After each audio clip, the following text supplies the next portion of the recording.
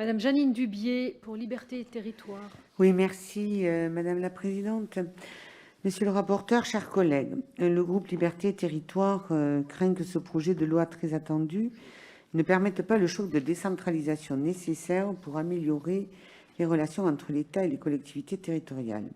C'est particulièrement vrai s'agissant des politiques sanitaires et sociales. L'épidémie de Covid l'a rappelé, les départements et le bloc communal ont été en première ligne des réponses apportées. En 2019, notre groupe avait présenté ses 50 propositions pour une nouvelle étape de décentralisation, appelant à mieux répartir les compétences des collectivités.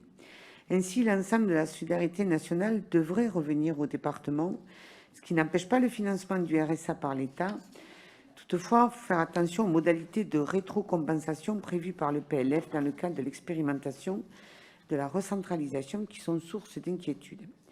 Le principe est le même s'agissant de la politique de l'autonomie. À ce sujet, nous continuons à déplorer l'abandon du projet de loi Grand Âge et Autonomie qui aurait pu être l'occasion de refonder nos politiques d'accompagnement. Le présent PJL se limite malheureusement à un article sur l'habitat inclusif.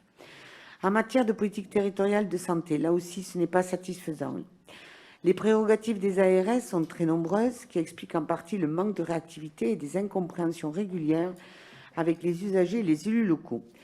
Ce projet de loi engage une réflexion sur la gouvernance des ARS, mais nous appelons à aller plus loin, et notamment en renforçant les missions des délégations départementales des ARS. La modification opérée par le Sénat pour instaurer une coprésidence me paraît aller dans le bon sens.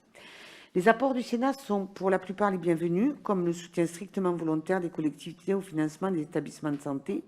Nous proposerons en revanche de réintégrer la possibilité des parlementaires de siéger au sein des conseils de surveillance des établissements.